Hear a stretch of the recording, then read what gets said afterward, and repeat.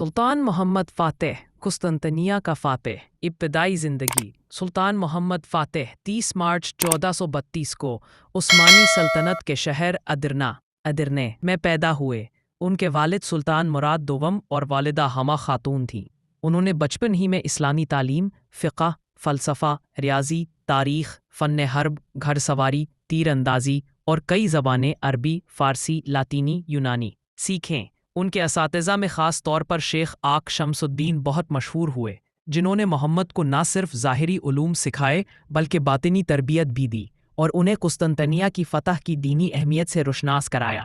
سلطنت کی بھاگ دوڑ سلطان محمد کو 12 سال کی عمر میں 1444 پہلی بار بادشاہ بنایا گیا، مگر حالات کے پیش نظر ان کے والد مراد دوم دوبارہ تخت نشین ہوئے۔ 1451 میں سلطان مراد دوم کی وفات کے بعد محمد نے 19 سال کی عمر میں دوبارہ تخت سنبھالا۔ قسطنطنیہ کی اہمیت قسطنطنیہ موجودہ استنبول بازنطینی سلطنت کا دارالحکومت تھا اور کئی صدیوں سے مسلمان اسے فتح کرنے کی کوشش کر رہے تھے۔ رسول اللہ صلی اللہ علیہ وسلم کی حدیث بھی موجود ہے، تم ضرور قسطنطنیہ فتح کرو گے، اور وہ امیر کیا ہی بہترین امیر ہوگا اور وہ لشکر کیا ہی بہترین لشکر ہوگا۔ مسند احمد۔ یہی حدیث سلطان محمد کے دل میں نقش ہو گئی تھی۔ فتح قسطنطنیہ کی تیاری سلطان محمد نے قسطنطنیہ کی فتح کے لیے کئی سال کی منصوبہ بندی کی۔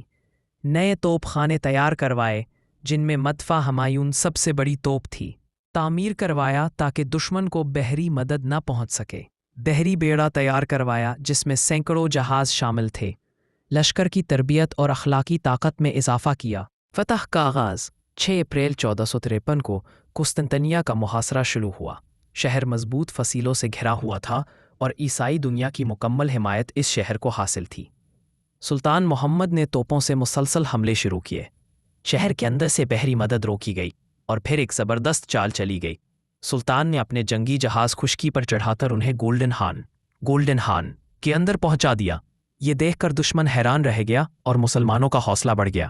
فتح قسطنطنیہ 29 مئی 1453 کو مسلمانوں نے فیصلہ کن حملہ کیا۔